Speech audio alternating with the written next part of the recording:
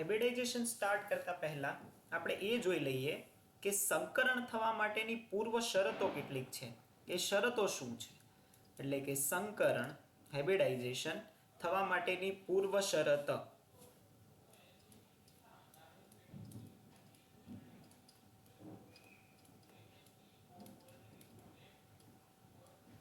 શરતો કેટલીક શરતો આપણને આપેલી છે કે જો એ હોય તો જ સંકરણ થઈ શકે, નહીતર સંકરણ થઈ શકે નહીં.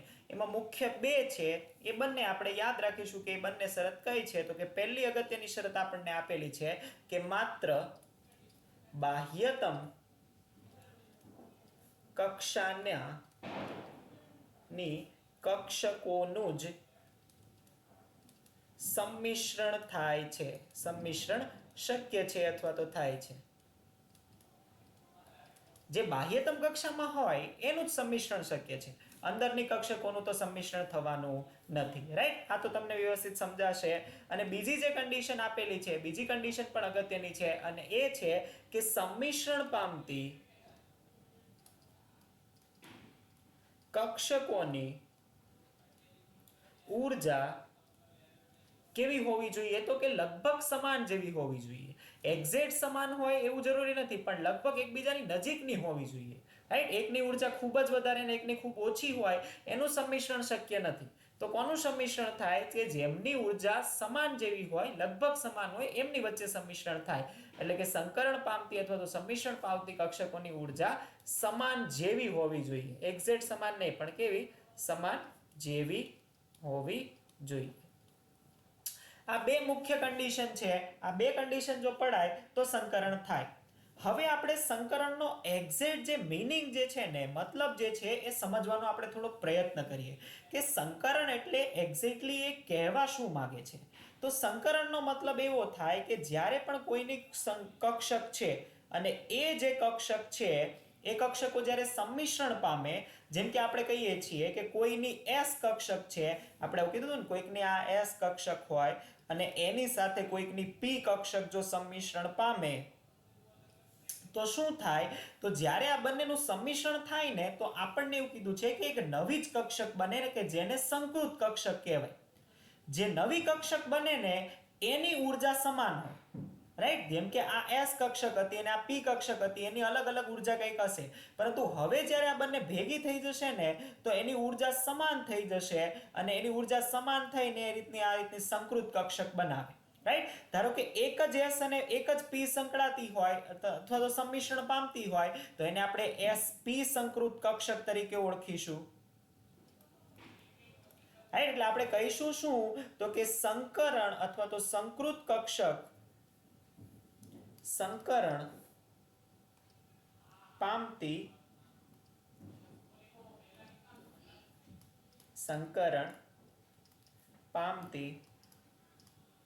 કક્ષકો શું કરે છે? તો કે સંકરણ પામતી જે કક્ષકો છે, કક્ષકો એ શું કરે? તો કે સંકરણ પામતી કક્ષકો એ નવી સમાન ઊર્જા ધરાવતી સંકૃત કક્ષક બનાવે છે. સંકૃત કક્ષક બનાવે છે. રાઈટ? અને જો સંકરણને આપણે વધારે ડિટેલમાં વ્યવસ્થિત સમજવું હોય તો આપણે શું કરવું પડે? તો કે આપણે સિમ્પલી સંકરણ જ સમજવું પડે કે એક્ઝેક્ટલી સંકરણ છે શું. અને સંકરણ એકવાર જો તમને કાઢતા આવડી જાય, કે કોઈ પણનું સંકરણ કાઢતા તમને આવડે, એટલે પછી તમે સંકરણ વ્યવસ્થિત રીતે બધું સમજી જશો. આ ટોપિકમાં આપણે થિયરીમાં ડીપમાં નથી જવાના, કેમ કે ઘણા બધા આના ઉપરથી MCQs JEE નીટમાં પૂછી શકાય છે. એટલે આપણે જે છે ને એ પાર્ટ ઉપર થોડોક ફોકસ કરીને આપણે આગળ જઈએ. ચલો તો આગળ વાંચીએ છીએ, અને એ છે કોઈ પણ આપણને પરમાણુ આપેલો હોય તો એની અંદર સંકરણ કઈ રીતે કાઢવું. રાઈટ? તો આ અગત્યનો ટોપિક છે. આઈ હોપ તમારી ટેક્સ્ટબુકમાં જે છે ને એની કરતા આપણે થોડુંક વ્યવસ્થિત જોવાના છીએ. તો પ્લીઝ અત્યારે ધ્યાન આપજો. અને આ ટોપિક જે આપણે સૂત્ર લખવાના છીએ ને આપણી ટેક્સ્ટબુકમાં નથી. તો કોઈ પણનું સંકરણ કઈ રીતે કાઢવું? કોઈ પણ સંયોજનનું સંકરણ રાઈટ, ખૂબ જ અગત્યનો ટોપિક છે. આના ઉપરથી ઘણા બધા એમસીક્યુઝ જે છે તમે સોલ્વ કરી શકશો, ઘણા બધા પૂછાયા પણ છે. તો એના માટે હું તમને એક સૂત્ર લખાવીશ કે કોઈ પણનું સંકલન કાઢવું હોય ને તો તમે એના માટે એક નંબર ફાઇન્ડ કરશો અને નંબર છે n અથવા તો z, તમારે જે પણ નંબરને કેવું હોય. ધારો કે આપણે ફાઇન્ડ કરવો છે n, તો એ n નંબર શું છે ને એ હું કહી દઉં કે એ નંબર કઈ રીતે ફાઇન્ડ કરવાનો. તો કે આપણે એ નંબર કહીશું કે 1/2 ઇન્ટુ જે પણ તમે સંયોજનનું સંકરણ ફાઇન્ડ કરવું છે એમાં રહેલા મધ્યસ્થ પરમાણુના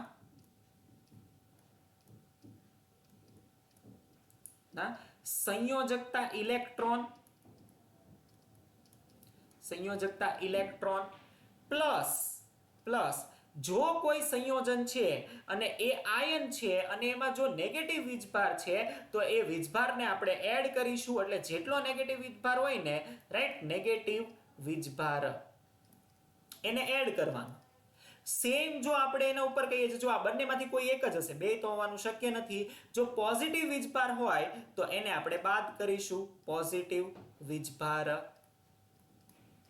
અને છેલ્લું મોસ્ટ ઇમ્પોર્ટન્ટ અને એ એડ કરવાનું છે એ છે મોનોવેલેન્ટ ઇલેક્ટ્રોન, એટલે કે એક સંયોજકતા ધરાવતા પરમાણુની સંખ્યા. આ જે સંયોજન આપણે કહીએ છીએ એ સંયોજનની અંદર એક સંયોજકતા, જેની સંયોજકતા એક હોય, એક સંયોજકતા ધરાવતા પરમાણુઓની સંખ્યા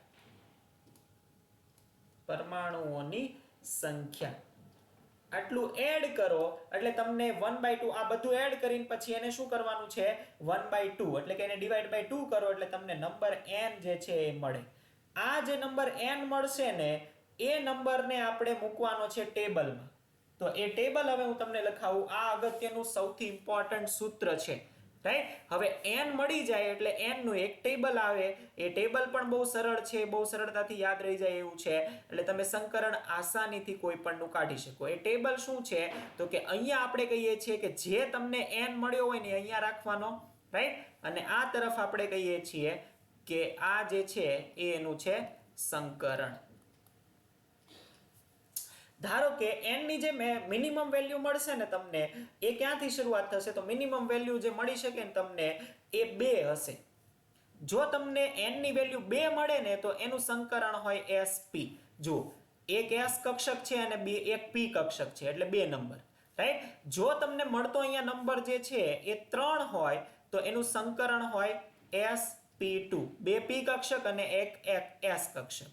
જો તમને મળતો નંબર જે છે એ 4 હોય તો એનું સંકરણ હોય sp3. જો તમને મળતો નંબર એ 5 હોય તો એનું સંકરણ હોય sp3d. જો તમને મળતો નંબર જે છે એનું નંબર 6 હોય તો એનું સંકરણ થશે sp3d2. મેક્સ ટુ મેક્સ તમને 6 નંબર મળી શકે. કદાચ જો તમને 7 નંબર મળે તો એનું સંકરણ થશે sp3d3. પણ જનરલી આપણે જે છે એ sp3d2 સંકરણ આવશે, sp3d3 આવતું નથી. તો આ જે નંબર છે અને આ એને લગતું અનુરૂપ સંકરણ થશે, રાઈટ. તો આ બે વસ્તુ યાદ રાખો એટલે કોઈ પણ પરમાણુ તમને આપેલો હોય એનું તમે સરળતાથી ડાયરેક્ટલી એનો જે છે ને એ સંકરણ કાઢી શકો. એક આપણે 1 થી 2 સરળતાથી ઉદાહરણ લઈએ અને એ ઉદાહરણ લઈ અને એનો સમજવાનો પણ પ્રયત્ન કરીએ, રાઈટ. હવે જો સંકરણ આવશે ને એટલે એમાં 2 વસ્તુ અગત્યની આવશે. એ વસ્તુ પણ સાથે સાથે કહી દઉં ને પછી આપણે ઉદાહરણ તરફ જઈએ. તો સંકરણ આવશે એટલે એમાં 2 વસ્તુ સાથે આવશે. એક આવશે એનું s કેરેક્ટર, એટલે કે s લાક્ષણિકતા, રાઈટ. તો એ પણ સાથે સાથે હું આપણે અહીંયા લખી દઈએ તો આ થશે એની s લાક્ષણિકતા. અને બીજું આપણે કહીએ છીએ એની p લાક્ષણિકતા.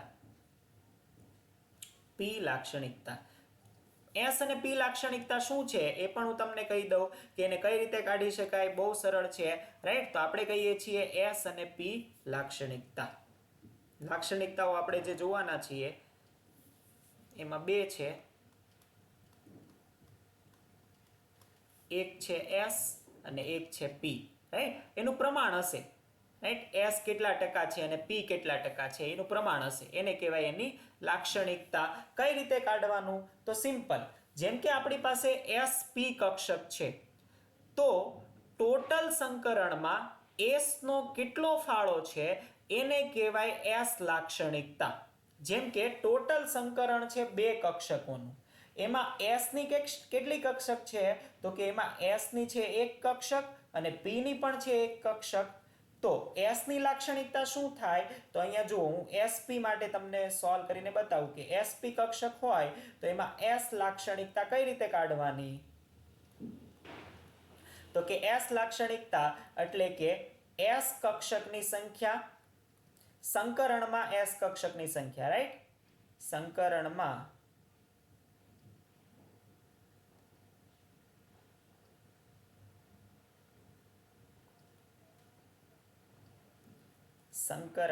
s કક્ષકની સંખ્યા, સંકરણમાં s કક્ષકની સંખ્યા ના છેદમાં સંકરણમાં ભાગ લેતી કુલ કક્ષકની સંખ્યા, સંકરણમાં ભાગ લેતી કુલ કક્ષક ની સંખ્યા. તો s કક્ષકની સંખ્યા, ચાલો sp માં કેટલી છે? તો sp માં s કક્ષકોની સંખ્યા છે 1. કુલ કક્ષકો કેટલી ભાગ લે છે? તો કે 2 * 100. આ ટકાવારીમાં હશે તો એટલા ટકા હોય તો કેટલા થાય? તો કે આ થાય 50%.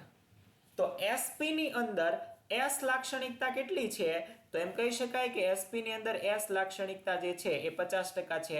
તો p લાક્ષણિકતા કેટલી હશે? તો કે સંકરણમાં p કક્ષકની સંખ્યા છેદમાં કુલ સંખ્યા, તો એ પણ આવશે 1/2 એટલે આ પણ આવશે 50%.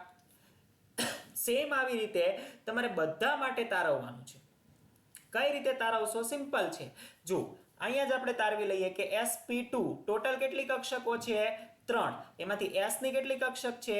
1. તો 1/3 ગુણ્યા 100 કરો જોઈએ. 1/3 ગુણ્યા 100 એટલે આપણને શું મળશે? તો કે આપણને sp2 સંકરણમાં s ની લાક્ષણિકતા મળશે. sp2 સંકરણની અંદર s ની લાક્ષણિકતા કેટલી આવશે? તો 33.33 આવવું જોઈએ, રાઈટ. 100/3 કરશો એટલે તમને આટલી મળશે 33/33. સેમ આ તમે કરશો p લાક્ષણિકતા તો 2/3 તો એ આવશે 66.67%. સેમ sp3 માં કેટલી થાય? તો કે sp3 માં s ની એક કક્ષક, કુલ કક્ષકો 4 તો 1/4 તો આ આવશે 25% અને આ આવશે 75%, રાઈટ. તો આ રીતે આપણે s અને p લાક્ષણિકતાઓ કાઢી શકીએ છીએ. તો આ થશે s અને p લાક્ષણિકતા. આ પણ આપણે કાઢી શકીએ છીએ, આ પણ પૂછી શકે છે તો આ આપણે ધ્યાનમાં રાખીશું, રાઈટ. તો આ આપણે જોયું કોઈ પણ સંયોજનનું સંકરણ. આ સૌથી અગત્યનું છે. હું તો કહું આનો છે ને તમે સ્ક્રીનશોટ લઈ લો. આ જે ઇક્વેશન છે ને એ ક્યાંય આપણને ટેક્સ્ટ બુકમાં આપેલું નથી. આના આધારે જ આપણે બધા અત્યારે હવે સોલ્વ કરવાના છે અને ઘરેથી પણ તમે હોમવર્કમાં આજે આ જ સોલ્વ કરવાના છો. એટલે આનો સ્ક્રીનશોટ લઈ લો. આ ખૂબ જ અગત્યના બંને જે છે ને આ ટેબલ અને આ ઇક્વેશન છે, રાઈટ. યાદ રાખીએ, એક ઉદાહરણ લઈએ એટલે તમને આવડી જશે. એટલું બધું કશું હાર્ડ છે નહીં. ચાલો એક ઉદાહરણ આપણે લઈએ છીએ. પહેલું જ ઉદાહરણ આપણે લઈએ એ છે BeCl2 નું, રાઈટ. એક્ઝામ્પલ, પહેલું એક્ઝામ્પલ લઈએ છીએ BeCl2 નું. BeCl2 ના એક્ઝામ્પલમાં સેમ આમાં મધ્યસ્થ પરમાણુ કોણ છે? તો કે બેરેલિયમ. બેરેલિયમની અંદર મારે સંકરણ ફાઇન્ડ કરવું હોય તો પહેલું જ આપણે n ફાઇન્ડ કરવું પડે. તો n નું સૂત્ર છે 1/2. ચાલો જુઓ જોઈએ n નું સૂત્ર કે 1/2 મધ્યસ્થ પરમાણુના સંયોજકતા ઇલેક્ટ્રોનની સંખ્યા, વીજભાર તો કોઈ છે નહીં, અને એક સંયોજકતા ધરાવતા પરમાણુઓની સંખ્યા. જુઓ હવે આ પણ હું તમને અહીંયા લખાવી દઉં કે એક સંયોજકતા ધરાવતા પરમાણુઓ કયા છે? તો યાદ કરો જોઈએ, એક સંયોજકતા કોની કોની હોય? એક સંયોજકતા ધરાવતા પરમાણુઓ. યાદ કરો જોઈએ કયા કયા એક સંયોજકતા ધરાવતા હતા? તો પહેલું જેમાં સૌથી અગત્યનું હતું ને એ હતું હાઇડ્રોજન, રાઈટ. બીજું હોય તો કે આખે ને આખો પ્રથમ અને 17મો સમૂહ. પ્રથમ સમૂહ એટલે કે લિથિયમ, સોડિયમ, પોટેશિયમ, આ બધા એક જ સંયોજકતા ધરાવતા હતા, યાદ કરો. અને 17મો સમૂહ ક્લોરીન, ફ્લોરીન, બ્રોમિન અને આયોડીન, આ પણ એક સંયોજકતા ધરાવતા હતા. આ બધાની સંયોજકતા એક જ હોય, રાઈટ. અને સંયોજકતાનો અર્થ મેં તમને ત્રીજા ચેપ્ટરમાં સમજાવેલો હોય. જો એ ના ધ્યાનમાં આવતો હોય તો ત્રીજા ચેપ્ટરનો એ લેક્ચર છે, છેલ્લો લેક્ચર, એ વ્યવસ્થિત જોઈ લો એટલે તમને ધ્યાનમાં આવી જશે, રાઈટ. તો આ બધા એક સંયોજકતા ધરાવતા છે. તો આપણે તો અત્યારે દાખલો ગણતા હતા, તો કઈ રીતે ફાઇન્ડ કરીશું? તો કે BeCl2 છે તો એમાં સંયોજકતા ઇલેક્ટ્રોનની સંખ્યા, તો કે બેરેલિયમ. બેરેલિયમ પરમાણુ ક્રમાંક કેટલો? તો કે પરમાણુ ક્રમાંક 4. તો એની બાહ્યતમ કક્ષામાં કેટલા હોય? તો કે 2 2, એટલે બાહ્યતમ કક્ષામાં 2 ઇલેક્ટ્રોન. ના કોઈ ધન વીજભાર છે આના ઉપર, જુઓ, ના ઋણ વીજભાર છે, તો અહીંયા ધન વીજભાર પણ નહીં આવે, ઋણ વીજભાર પણ નહીં આવે, રાઈટ. અને છેલ્લું મોનોવેલેન્ટ એલિમેન્ટ એટલે કે એક સંયોજકતા ધરાવતા પરમાણુઓની સંખ્યા કેટલા છે? 2 ક્લોરીન છે, તો આપણે લખી દઈશું 2. તો ટોટલ થયા કેટલા? 4/2. તો n કેટલું મળ્યું આપણને? 2. જુઓ જોઈએ ટેબલમાં કે n બરાબર 2 હોય તો શું આવે? તો કે n બરાબર જ્યારે 2 હોય તો એનું સંકરણ શું થવું જોઈએ? તો એનું સંકરણ થવું જોઈએ sp.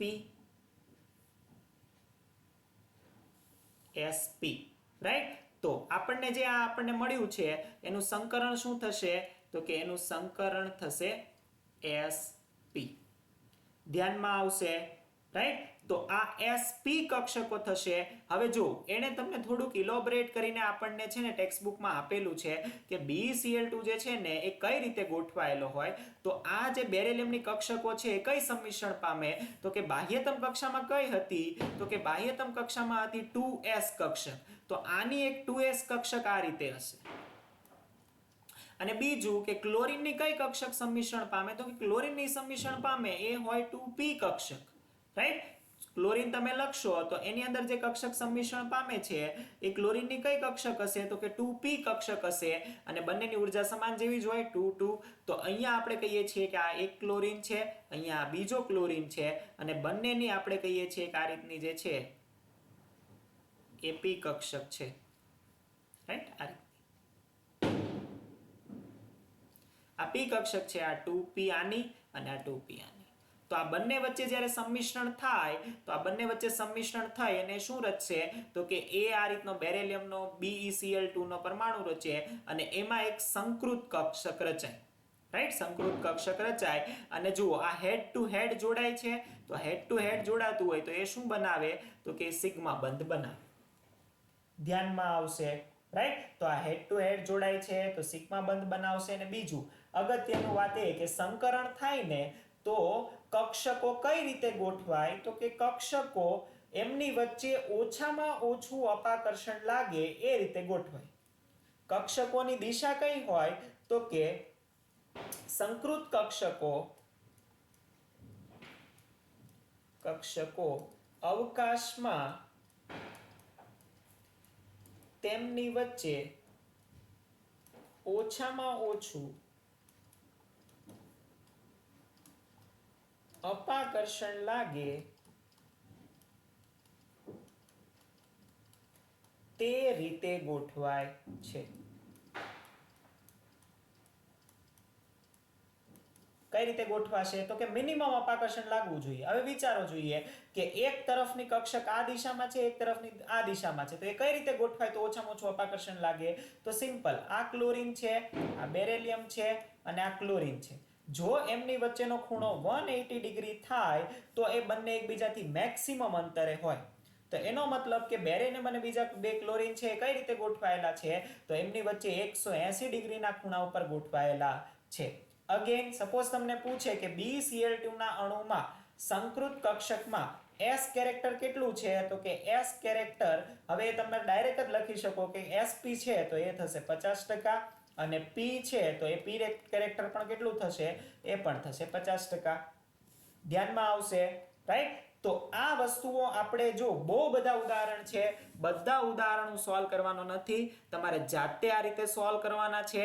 અને એ જે પણ બને ને એ તમારા રીતનું લખવાનું છે. કદાચ એક્ઝામમાં આપણને આ પૂછી શકે છે, એમસીક્યુમાં આપણને આનું સંકરણ પણ પૂછી શકે છે, એસ પર્સન્ટેજ પી પર્સન્ટેજ પણ પૂછી શકે છે, રાઈટ. તો એમસીક્યુ માટે યાદ રાખીશું, કદાચ થિયરીમાં પૂછે કે BeCl2 માં સંકરણ સમજાવો, તો આપણે જે અત્યારે તમને સ્ક્રીનમાં દેખાય છે એટલું છાપી દેવાનું, રાઈટ. એટલું છાપો, એમાં કોઈ ખોટું નથી. અંદર લખેલું છે એવું જ લખવું ક્યાંય જરૂરી હોતું નથી. જો આમાં બધું આવી જ જાય છે, રાઈટ. એટલે આટલું લખવાનું, આટલું ઇનફ છે, રાઈટ. હજી એક આપણે એક ઉદાહરણ સોલ્વ કરીએ છીએ, પછી હું તમને ઘણા બધા ઉદાહરણ છે ને હોમવર્કમાં આપીશ, એ તમે હોમવર્ક કરી અને પછી તમે છે ને મને એના બધાના આન્સર મને મોકલશો, રાઈટ. તો હું તમને હજી કેટલાક ક્વેશ્ચન છે, એક ક્વેશ્ચન હજી સોલ્વ કરીએ આપણે, રાઈટ. બાકી આપણે પછી આગળ વધીએ. ચાલો, તો એક ક્વેશ્ચન સોલ્વ કરીએ છીએ, એ છે બીજો. એમાં આપણે લઈ લઈએ છીએ, ધારો કે H2O લઈ લઈએ. H2O ની અંદર આપણે ઓક્સિજન પરમાણુનો આપણે સંકરણ કાઢવું છે. તો પહેલા આપણે ફાઇન્ડ કરીશું n is equal to 1/2. Oxygen છે તો એની બાહ્યતમ કક્ષામાં કેટલા ઇલેક્ટ્રોન હોય? તો ઓક્સિજન પરમાણુ ક્રમાંક 8, બાહ્યતમ કક્ષામાં હોય 6, રાઈટ. તો 2 6 એટલે આના બાહ્યતમ કક્ષામાં 6. કોઈ ચાર્જ નથી, નેગેટિવ પોઝિટિવ. મોનોવેલેન્ટ એટલે કે એક સંયોજકતા ધરાવતા પરમાણુની સંખ્યા, પરમાણુ કેટલા છે? 2. તો 2 આપણે ઉમેરીશું, તો આ થશે 8/2, એટલે કે n આપણને મળી ગયો કેટલો? તો કે 4. ચાલો, 4 હોય n એટલે આપણને ખબર પડી જાય કે આનું સંકરણ કેટલું થાય? તો કે આનું સંકરણ થવું જોઈએ sp3. તો આનું સંકરણ આપણને ખબર પડી ગઈ sp3. ધ્યાનમાં આવશે, રાઈટ. ચાલો, હજી આપણે થોડાક ઉદાહરણ લઈ લઈએ. હવે જો બીજા હોમવર્કમાં હું તમને આપીશ, થોડાક સરળ છે. હવે ચાર્જ વાળો કોઈ એક પરમાણુ લઈએ. હજી ચાર્જ વાળો આપણે એક પણ પરમાણુ નથી લીધો, એટલે એક ચાર્જ વાળો પરમાણુ લઈ લઈએ, રાઈટ. કોઈ વાંધો નહીં, તો આપણે ચાર્જ વાળો પરમાણુ લઈ લઈએ છીએ, જેમ કે SO4 -2. એમાં મારે સલ્ફરનો ઓક્સિડેશન કાઢવો છે નંબર. તો n કઈ રીતે નીકળશે? તો કે n is equal to 1/2. સલ્ફરની બાહ્યતમ કક્ષામાં કેટલા ઇલેક્ટ્રોન છે? તો કે સલ્ફર એની પણ બાહ્યતમ કક્ષામાં 6 જ ઇલેક્ટ્રોન છે. તો 6 પ્લસ, જુઓ નેગેટિવ ચાર્જ હોય ને તો એને કરવાનો પ્લસ, એટલે નેગેટિવ ચાર્જ છે તો મેં પ્લસ કરી દીધો, રાઈટ. નેગેટિવ ચાર્જ જે ચાર્જ છે ને એ જ ઉમારવાનો, અહીંયા પાછું -2 નહીં લખતા, કે કોઈ પોઝિટિવ ચાર્જ તો છે હોવાનો જ નથી. અને મોનોવેલેન્ટ એટલે કે એક સંયોજકતા ધરાવતા, જુઓ ઓક્સિજન એક સંયોજકતા ન હોય, એની સંયોજકતા 2 હોય, તો અહીંયા એ આવશે નહીં, એટલે પછી થશે 0. તો 6 + 2 કેટલા થશે? 8. તો આ પણ થશે 8/2, એટલે કે 4. તો આનું સંકરણ પણ શું થવું જોઈએ? તો કે SO4 -2 નું સંકરણ પણ થવું જોઈએ sp3. Fine, right. કોઈ પણ પરમાણુ હોય, એક કન્ફ્યુઝ થવા વાળો એક એમસીક્યુ JEE માં પૂછાઈ ગયેલો છે, રાઈટ. એ પણ આપણે સોલ્વ કરી દઈએ. આ છે JEE નો ક્વેશ્ચન, રાઈટ. JEE માં પૂછાયેલો ક્વેશ્ચન છે કે I3- અણુ જે હોય એ અણુનું સંકરણ કાઢો. તો આમાં કન્ફ્યુઝ થઈ જવાય. કન્ફ્યુઝ શું થાય? તો છોકરાઓ એ કન્ફ્યુઝ થાય કે આમાં મધ્યસ્થ પરમાણુ કોને લેવો? કોઈ વાંધો નહીં, 3 આયોડીન છે. આ 3 આયોડીન છે, કોઈ એકને મધ્યસ્થ લઈ લઈએ આપણે, રાઈટ. અને કોઈ એક ઉપર માઇનસ ચાર્જ છે. ધારો કે આપણે એકને મધ્યસ્થ લઈ લઈએ, તો આયોડીન થઈ ગયો મધ્યસ્થ પરમાણુ. તો આયોડીન આપણે તો n જ કાઢવાનું. n is equal to શું થશે? ચાલો બોલો જોઈએ. આયોડીન માટે 1/2 ઇન્ટુ બાહ્યતમ કક્ષામાં કેટલા ઇલેક્ટ્રોન હોય? તો કે આયોડીન માટે હોય બાહ્યતમ કક્ષામાં 7 ઇલેક્ટ્રોન. એનો વીજભાર કેટલો છે? તો કે -1, એટલે +1. બીજું સૌથી અગત્યનું કે એની બાહ્યતમ જો કેટલા જોડાયેલા છે? તો કે 2 આયોડીન સાથે જે જોડાયેલો છે. અને 2 આયોડીન સાથે જોડાયેલો હોય એનો સીધો મતલબ એવો કે એમાં મોનોવેલેન્ટ એલિમેન્ટની સંખ્યા કેટલી છે? 2 છે. ધ્યાનમાં આવે છે. શા માટે? કેમ કે આ પરમાણુઓ એની સાથે જોડાયેલા છે એ પણ મોનોવેલેન્ટ એટલે કે એક સંયોજકતા ધરાવતા છે, તો એને પણ આપણે ઉમેરીશું. તો આ થશે 10/2. તો આની જે સંયોજકતા થશે એ થશે 5, એટલે એનું જે સંકરણ થશે એ સંકરણ આવવું જોઈએ sp3d. sp3d ધ્યાનમાં આવશે. આ સેમ બેઠો MCQ JEE માં પૂછાઈ ગયો છે. આ રીતના ઘણા બધા એમસીક્યુઝ જે છે એ પૂછાશે. એક છેલ્લું એક્ઝામ્પલ પાછું હું સોલ્વ કરું છું અને પછી તમે જે છે હોમવર્કમાં ઘણા બધા એમસીક્યુઝ છે એ જાતે સોલ્વ કરવાના છો. રાઈટ? આઈ હોપ તમે જાતે ટ્રાય કરશો. છેલ્લું એક એક્ઝામ્પલ હું ગણી લઉં, પછી તમે આગળના બધા હવે કરવાના છો. ઓકે, ચાલો. તો એક છેલ્લું એક્ઝામ્પલ છે, એમાં આપણે કરવાના છીએ ઝેનોન જે છે, રાઈટ? ઝેનોન ઘણા બધા સંયોજન બનાવે, એમાં XeF4 સંયોજન પણ બનાવે છે. તો ઝેનોનનો આપણે સંકરણ કાઢવું હોય તો કઈ રીતે નીકળે? કોઈ વાંધો નહીં. ચાલો, ઝેનોન છે, ઝેનોન હોય તો શું થઈ ગયું? એની બાહ્યતમ કક્ષાના ઇલેક્ટ્રોન આપણે જોઈએ છીએ કેટલા હોય, તો કે બાહ્યતમ કક્ષામાં ઝેનોનમાં હોય 8 ઇલેક્ટ્રોન. બાકી કેટલા છે? તો કે 4 ફ્લોરિન છે, જે મોનોવેલેન્ટ છે, એક સંયોજકતા ધરાવતા છે, અને વીજભાર તો કાંઈ છે નહીં. તો આપણે કહીશું 8 ને 4 12, એટલે આ પણ કેટલા થશે? તો કે આ પણ આપણે કહીશું 12/2 ઇઝ ઇક્વલ ટુ 6. એટલે આ થવા જોઈએ આપણી પાસે, આનું સંકરણ થવું જોઈએ 6, તો આનું સંકરણ થવું જોઈએ sp3d2. sp3d2 આવડશે. હવે કોઈ પણ તમને પરમાણુ આપે, કોઈ પણ પરમાણુ તમે કાઢી શકો સંકરણ? હા, તમારે કાઢવાનું છે, રાઈટ? કોઈ પણ પરમાણુ હોય એનું સંકરણ કાઢવાનું છે. આ S કેરેક્ટર ને P કેરેક્ટર ને એમાં વધારે આપણે ડીપમાં જતા નથી, રાઈટ? કઈ રીતનું જે છે એ આપણે જોઈએ. હવે હું તમને હોમવર્કમાં કેટલાક આપું છું, આઈ હોપ તમે ટ્રાય કરશો. બધા જ જે છે એ હોમવર્કમાં હવે હું જે તમને આપું ને એ બધા તમે ટ્રાય કરો, અને એનું જે સંકરણ છે આઈ થિંક તો ફટાફટ નીકળી જાય એવું જ છે. એ બધા સંકરણ તમારે મને કહેવાના છે, રાઈટ? બહુ સિમ્પલ છે, એટલા બધા કોઈ હાર્ડ છે નહીં. કે ચાલો, તો કહીએ છીએ સંકરણમાં પહેલું જે ઉદાહરણ છે એ છે BCl3. બીજું જે ઉદાહરણ છે એ છે CH4. ત્રીજું જે ઉદાહરણ છે એ છે NH3. ચોથું જે ઉદાહરણ છે એ છે NH4+. પાંચમું જે ઉદાહરણ છે એ છે H3O+. છઠ્ઠું જે, આમાં જો, આમાં નાઇટ્રોજનનું કાઢવાનું ને આમાં ઓક્સિજનનું કાઢવાનું, રાઈટ? એમાં આઈ થિંક કોઈને કન્ફ્યુઝન હોવું જોઈએ નહીં. પછી છઠ્ઠું ઉદાહરણ જે છે એ છે NO3-, રાઈટ? સાતમું જે ઉદાહરણ છે, સાતમું ઉદાહરણ છે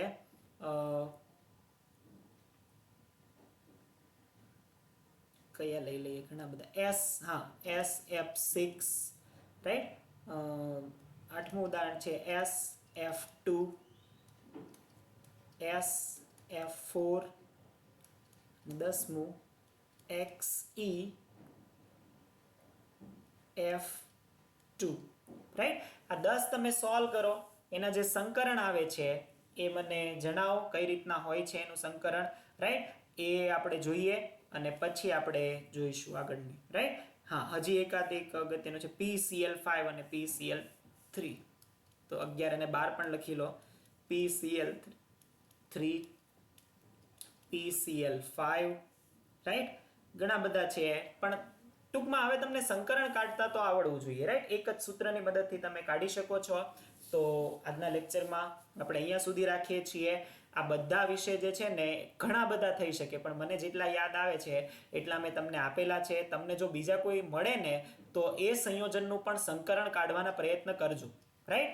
આટલા આપેલા છે એનો મતલબ એવું નથી કે આટલા જ કરો, તમે વધારે પણ કરી શકો છો. જેટલા પણ સંયોજનો તમને મળે, નવું કોઈ સંયોજન મળે તો એના પણ સંયોજન કાઢવાનો, એનું સંકરણ કાઢવાનો પ્રયત્ન કરો, રાઈટ? ઓલમોસ્ટ બધાનું થઈ જશે, ઓલમોસ્ટ બધાના આવી જશે.